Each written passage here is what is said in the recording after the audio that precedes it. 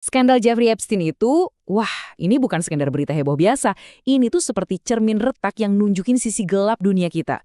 Yuk, kita bedah bareng analisis mendalam dari David Rothkopf buat ngerti kenapa cerita ini jauh-jauh lebih besar dari yang kita bayangin. Oke, kita langsung ke intinya aja ya. Rothkopf berpendapat kalau ini bukan cuma satu kasus kriminal, tapi kisah zaman kita, sebuah skandal yang jadi benang merah buat hampir semua masalah besar di era kita sekarang.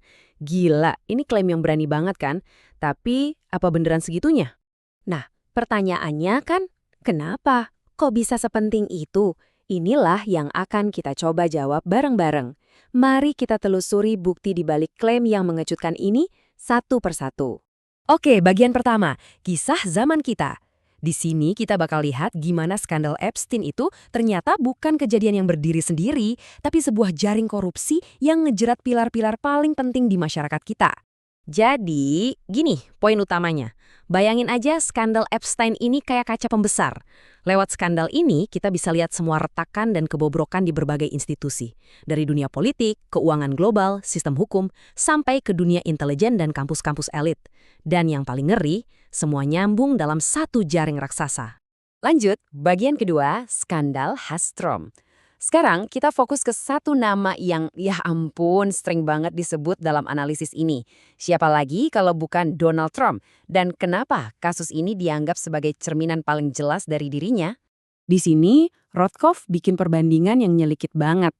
Dia bilang, kalau presiden lain punya prestasi khas, nah, Donald Trump punya skandal khas.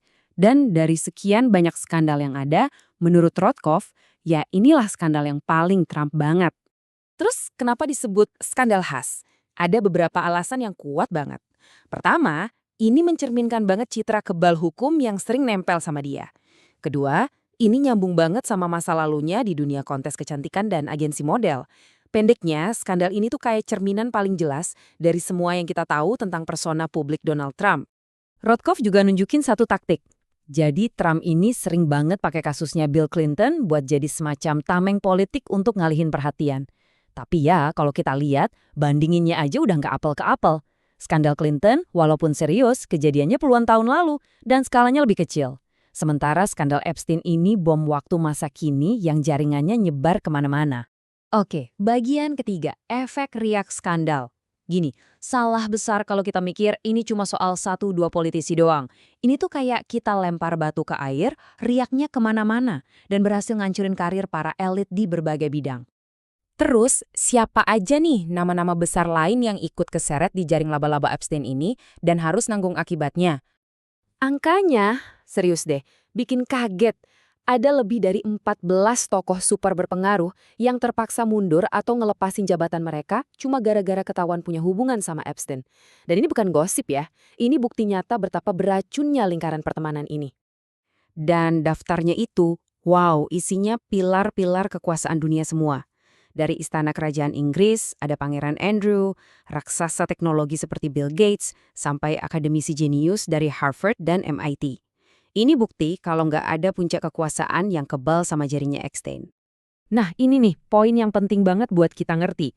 Buat sebagian besar nama ini, masalahnya tuh bukan karena mereka dituduh ikut berbuat jahat bareng Epstein. Kesalahan fatal mereka itu adalah salah ambil keputusan. Mereka terus bergaul dan ngasih panggung ke Epstein, bahkan setelah dia divonis sebagai predator seks. Intinya, mereka jadi semacam enabler, orang-orang yang bikin kejahatannya bisa terus lanjut di kalangan elit. Oke, kita masuk lebih dalam lagi di bagian 4, spionase dan korupsi elit. Nah, sekarang kita masuk ke lapisan yang jujur, lebih gelap dan lebih dalam lagi dari skandal ini. Sebuah teori yang nyambungin Epstein ke dunia spionase dan pemerasan tingkat tinggi.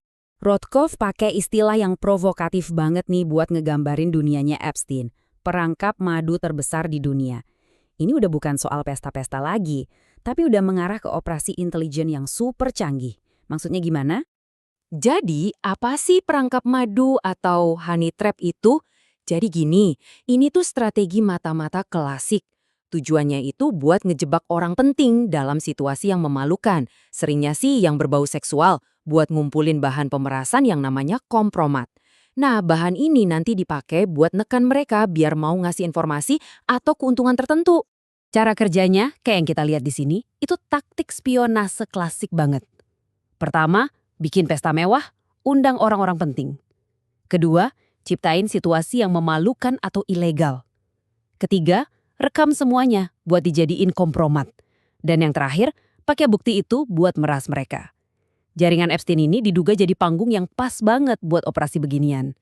Nah, ini ngebawa kita ke konsep yang disebut kelas Epstein. Bayangin aja, ada klub super eksklusif, isinya kaum elit yang mainnya cuma satu aturan, simbiosis mutualisme. Para politisi dan akademisi kan butuh duit donasinya Epstein. Nah, sebagai gantinya, mereka ngasih Epstein izin masuk ke dunia orang terhormat. Sebuah legitimasi yang dia butuhin banget buat nutupin kebusukannya. Bener-bener simbiosis beracun di puncak kekuasaan. Oke, bagian terakhir nih, harapan untuk perubahan. Setelah ngelihat semua jaringan korupsi dan kebusukan ini, gampang banget kan kita jadi ngerasa pesimis. Tapi, apa ada harapan? Di bagian akhir ini, kita lihat analisis Rothkopf tentang gimana justru skandal ini bisa jadi pemicu perubahan besar antar generasi. Kuncinya itu ada di pergeseran demografi. Rothkopf nunjukin data kalau di tahun 2026 nanti, mayoritas pemilih di Amerika itu adalah mereka yang lahir setelah tahun 1990. Ini bukan cuma angka loh, ini generasi yang gedenya ngeliatin skandal-skandal kayak gini. Dan mereka udah gak bisa toleransi lagi sama korupsi model begini. Kutipan ini ngerangkum argumennya dengan pas banget. Apa yang tidak berkelanjutan, ya tidak akan bisa dipertahankan. Maksudnya, sistem yang udah bobrok dan gak adil, yang kebongkar lewat skandal Epstein ini, ya lama-lama bakal ambruk sendiri karena generasi baru udah ogah menopangnya. Kenapa sih dibilang gak berkelanjutan? Karena generasi milenial dan Gen Z ngelihat kenyataan pahit tiap hari. Mereka berjuang buat beli rumah atau bayar utang kuliah, sementara kelas Epstein malah foya-foya dengan kekayaan dan kekuasaan. Rasa muak sama ketidakadilan inilah yang jadi bensin buat nuntut perubahan sistem yang radikal. Jadi, kita tutup dengan pertanyaan ini. Rasa muak dan marah kita semua sama skandal Epstein ini cuma bakal jadi catatan kecil di buku sejarah aja? Atau jangan-jangan ini adalah titik baliknya? Titik di mana kita semua akhirnya nuntut perubahan beneran dalam cara kekuasaan bekerja. Jawabannya mungkin ada di tangan kita semua kan?